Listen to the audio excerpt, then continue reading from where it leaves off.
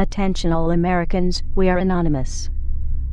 In early December of 2012, a crazy person in Connecticut went to a school and killed 20 school children and a number of adults. The attack in a theater in Colorado was the act of a crazy person. There are always some crazy people, and there are already laws in place making it illegal for them to obtain or to use them. It is illegal to take a firearm into a school or a theater. It is illegal to kill people, yet these laws did not stop these events because criminals do not obey the law. Only law-abiding citizens obey the law, and the law-abiding citizens are not the problem. Connecticut is the fourth highest gun control state in the country, and it's very hard to get a gun. Chicago and New York have the highest crime rates, and each has had total gun bans for years, yet gun violence increased.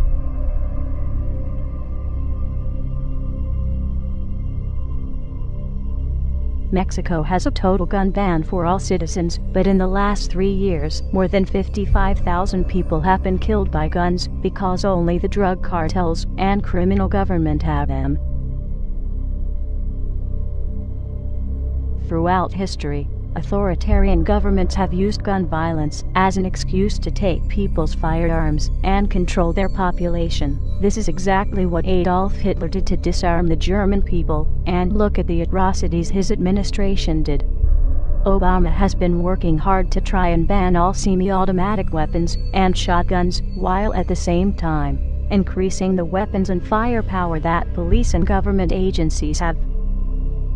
Within minutes of the Connecticut shootings, politicians were on the state-run media saying it was time to get rid of the guns, and they will be talking about it for weeks to come. The Obama administration and his government-funded media have been promoting this idea for months. Every time there is a shooting performed by a crazy person, the media talks about it non-stop for weeks or months. But when there is an illegal or unlawful shooting by police that does not fit Obama's agenda, the story is barely mentioned, such as some of the following cases. August 2, 2012. Travis Carter was shot in the head while handcuffed in a patrol car in police custody. Police claim he hid the gun and shot himself, even though he already told his girlfriend they would go to a movie when he got out.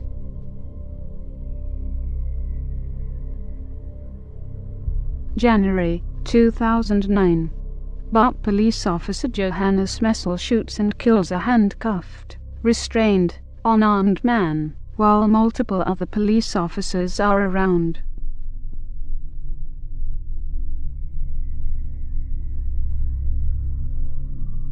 August 2012. A man at the Empire State Building has killed a co-worker, and the police showed up and unleashed a hail of gunfire at the man, killing him, and the police bullets also injured many pedestrians.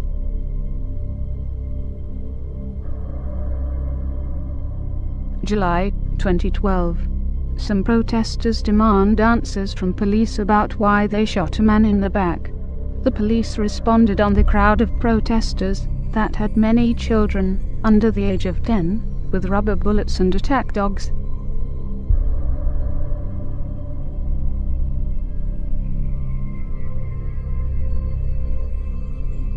These stories got barely a whimper out of the press, and certainly did not get the coverage of several weeks, even though they are just as newsworthy. In addition, are the other major violent crimes where firearms were not even used. August 2007, Connecticut. In a home invasion, a wife and 2 children were murdered. The wife and youngest daughter were also victims of sexual assault. Only the husband survived, and he was badly beaten.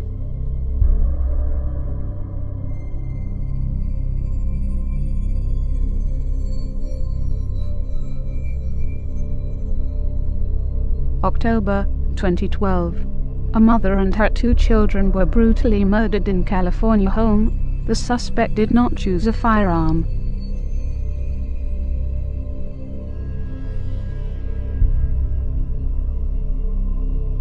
October 2012. Two children were found stabbed to death when their mother returned home. The suspect was the children's nanny.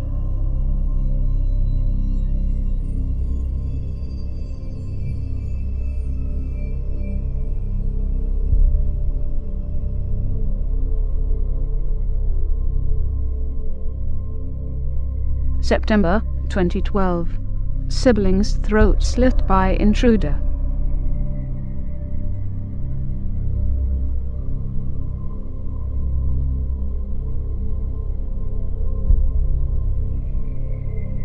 The press also hardly mentions the cases where guns were used by law-abiding citizens to save lives to avoid being raped or killed.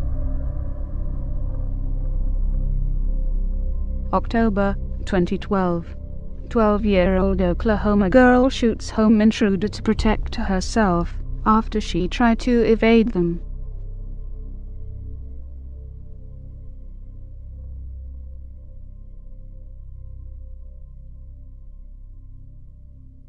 January 2012.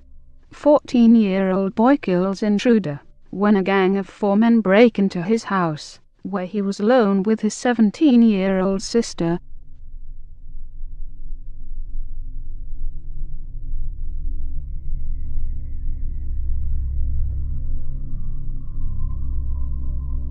Many would have you believe that guns are the cause of violence, but that is like saying fat people are obese because they have forks and spoons.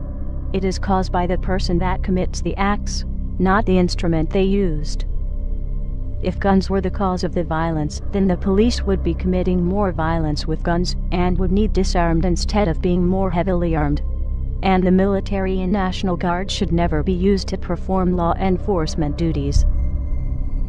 Other Anons and many other people, including Alex Jones and many others, have provided lots of evidence over the years to these facts. It has been known, predicted by many for several months, and in some cases years, that Mr. Obama's intentions are to confiscate all firearms, or at least as much as he can, to make it easier to usher in a fascist police state, to establish a one-world government, and under a one-world currency system. It was a tragedy in Connecticut, where the school children were murdered by a crazy person, and, as we have demonstrated in this video, there are countless cases where the press did not report on it as much, because it was not on a political agenda. How dare Mr. Obama soil their memories, and who they were, and are, by using this and other events for his own purpose. Guns have been used to save lives, and could have been used to save other people. Mr. Obama would have you believe that guns are the cause of these crimes that CNN, Fox, and the rest of mainstream media talk about so much, but it is hardly mentioned when the crimes are committed by authorities that are ever increasingly armed. Mr. Obama will tell you he needs to get guns out of the hands of criminals, but he will be taking them out of the hands of law-abiding citizens, while the criminals will still have them, and will have other means of inflicting harm. The law-abiding citizen will be helpless. Those that were saved by guns will become victims. And those that could have been saved by guns will have that history repeated, as others end up raped and murdered.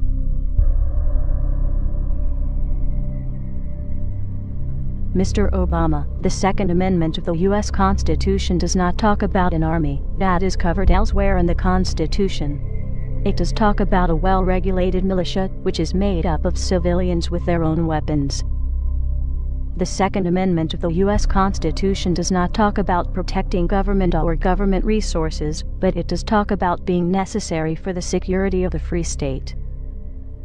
The Second Amendment of the U.S. Constitution does not say a single word about hunting or sport. But it does say, "The people's right to keep and bear arms shall not be infringed." To the American people, as many laws have been banning firearms in cities such as Chicago, New York, and Washington, D.C., have been implemented, and, as the courts get them, they are now being overthrown as unconstitutional. Even if they were not ruled on, they are an infringement to your Second Amendment rights, and you have no obligation to obey it, and the courts have no obligation to enforce it. No one is bound to obey an unconstitutional law, and no courts are bound to enforce it. Mr. Obama, as the chief law enforcement officer of the country, you are responsible for the conduct of those under your command. There will be no further tolerance of any of the following: any act to infringe on any of the Bill of Rights, as identified in the U.S. Constitution; any act to seize or locate any firearms or ammunition; any act to control the ownership of firearms or ammunition; any act to control the manufacturing or sales of firearms or ammunition; any act to document ownership, purchases, or attempts to purchase firearms or ammunition; any act to deploy or stage for deployment any military forces or government employees or agents thereof, for the purpose of asserting control over the population, or the rights of the people, or the states, as defined in the U.S. Constitution, such as would be used in martial law; any act to write, form, negotiate, enter into, or comply with any international treaty that would or could do any of the points mentioned previously. Reed vs. Covert, 354 U.S. 1, 1957. Treaties do not confer powers not authorized by Constitution.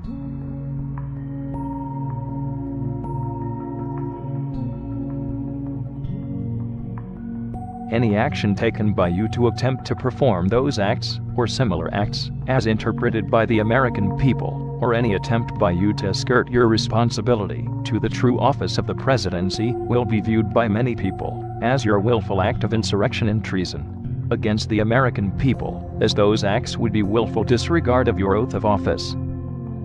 Any further attempt by you, your administration, law enforcement, or those under authority of the presidency to perform or assist in performance with any body attempting such acts will be viewed by many people as your willful act of insurrection and treason against the American people, as those acts would be willful disregard of your oath of office.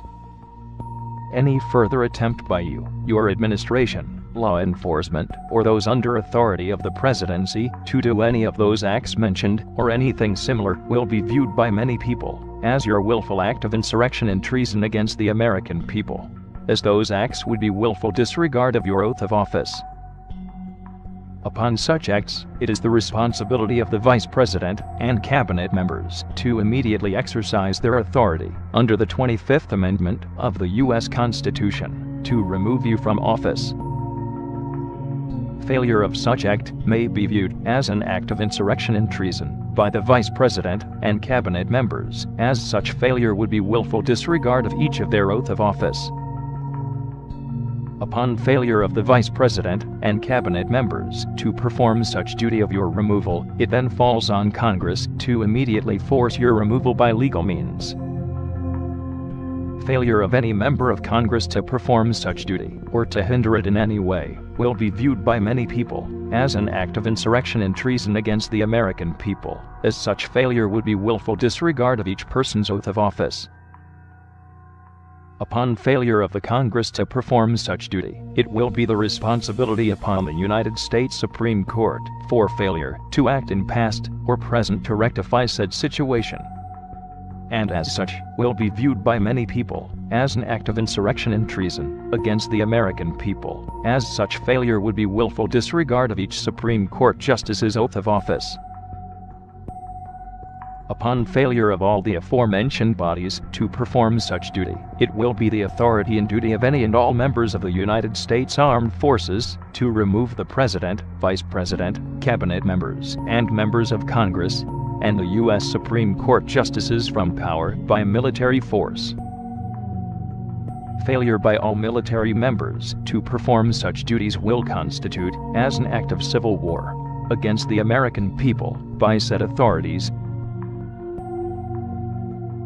This video has links to other sources. This is for news and education reasons, and so falls under fair use, but no doubt some people will try and have it removed. Download it and re-upload it, or pass it along.